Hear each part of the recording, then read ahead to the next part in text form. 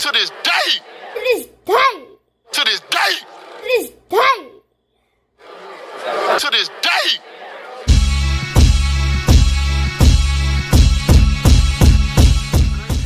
Mental players, because they say a happy fighter is a dangerous fighter, so you might look as explosive as ever before.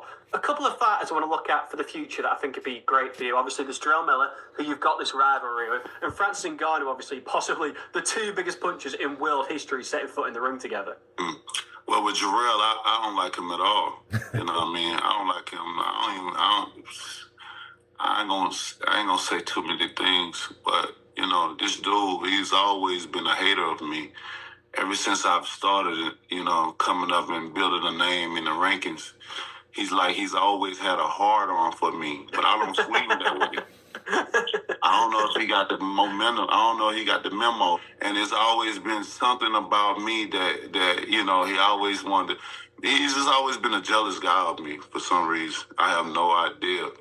And because throughout my whole career, he always taunted me. I always tried to drag on my coattail, and I always try to do things or whatever, say shit, stupid shit. Like, that shit get old, you know what I mean? You chasing a man all your life, and you still in the same position, you know? You chasing me while I'm chasing success. I'm chasing dreams. I'm chasing legacy. I'm chasing iconic moments. I'm chasing goals, and I have successfully succeeded in a lot of them. Can he say the same? Can he say the same? I've invested in so much. My kids are set for life, and I have 7 of them are set for life, whether I'm alive or dead. Can he say the same with his one child, or how many he may have? These people do all these different things, but their life is in shambles. Their life is in fucking, just a fucking mess. But then they wanna come and put that all on somebody. They wanna come and drag that on someone else's life. That's good. I tell people I'm unbothered about a lot of things that people do, about a lot of things that people say. I don't care, because it don't apply to me.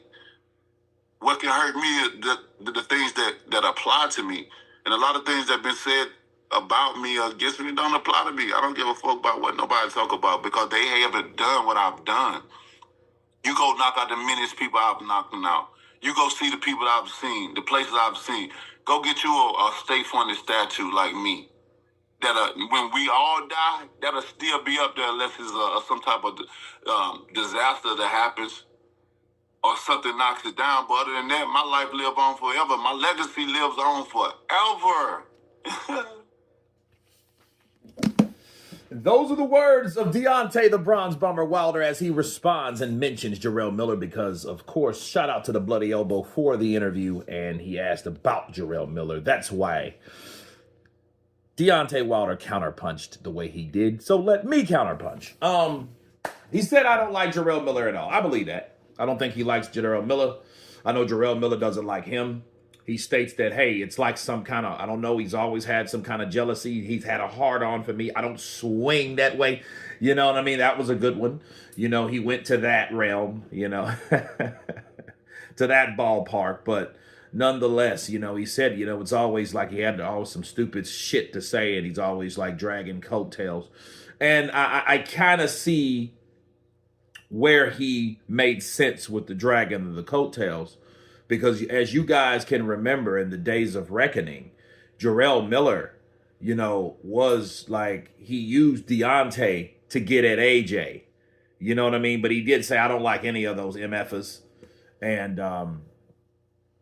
you know, but I do know, I don't want none of Deontay Wilder. You know, he'll put you in the morgue. Things like that. You know, and it's almost like, okay, well, you know, that's pretty much you were kind of mascotting for Deontay in that situation, you know, if you think about it. And if I was Wilder, all I could do is laugh too, because, I mean, honestly, Jarrell Miller's hilarious. Bro, he's hilarious. I mean, you can't out-talk him.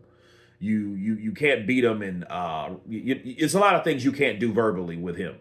Because, I mean, he'll either make you jump on him or fight him or something, because you're not going to be able to shut Jarrell Miller up. That's it. That's it. But it did seem like he was more gravitating to the American side because it was him and Deontay, which in that situation, it's kind of understandable, right? Because they were really the only ones there from the USA. You know, needless to say, they both lost. But what Wilder did say, to drop the mic, to be fair, I have 7 kids. They're all taken care of. Can Jarrell Miller say the same?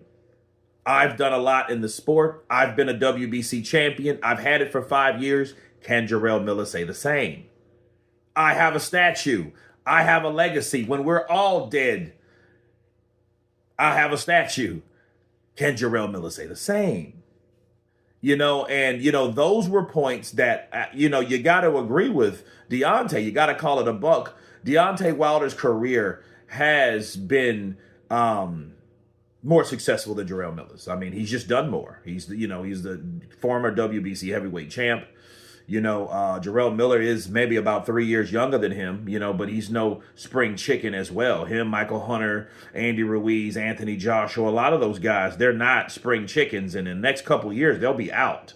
You know, they'll be looking at the lower end trying to make a check before they leave out of the sport. But, you know, Deontay Wilder did say, you know, hey, you know, this guy's doing this. And I think the way you settle this is, you know, after the Wichita fight, if the Francis Ngannou fight doesn't go through, doesn't come to fruition, I mean, I think that will be the time to call out Jarrell Miller. Like, hey, Jarrell Miller, you know, you've been talking a lot of stuff. And people, you know, I'm going to go there. I'm going to go there because it's already been to that point. You know, the stupid stuff that Deontay did say, though, I want you guys to hear me. He never said they weren't true. He just said stupid shit. You know, and he said his life is in shambles and a fucking mess. That was hilarious. But what he did say, you know, like, you know, what he did say, he never said there were lies. Okay? He never said they were lies. And all I really have to say about that is, you know, they supposedly, allegedly, I don't know this to be true, but this is what was said, that they, you know, they were with the same girl that Deontay Wilder has, the woman, rather, that has the child with Deontay Wilder, Taylor Swift. Okay. So, you know, and Jarrell Miller, according to 50 Cent, Curtis Jackson, okay, because Curtis released this news, right? And that's what he told me Jarrell said. You know, I bust her first. That was his words. Ugh. I bust her first. Very graphic sounding, right? Yes. That's what Jarrell Miller told 50 Cent. And I think that's pretty much what started the rivalry. However, there is more. You're going to tell it, you got to tell it all. Deontay Wilder and Jarrell Miller once upon a time sparred, and Miller did say that he was dehydrated, and Wilder said he hit him so hard that he had to go to the hospital. Things like that. So those things were being said about each other and about them sparring and about the woman and about what they had going on. You know what I mean? The competitiveness, of course, you know, I think was brought to the forefront because of the woman, because with women, people, men get very, very, very, very, very competitive. Okay, so I think this is a situation like the same. But you guys tell me what you think of Deontay Wilder responding to Jarrell Miller, stating that, hey, your life is a mess. You haven't done what I've done. Can you say the same? Get off my coattails. Stop having a hard on for me. I don't swing that way. Of course, please subscribe. And you guys been Counterpunch.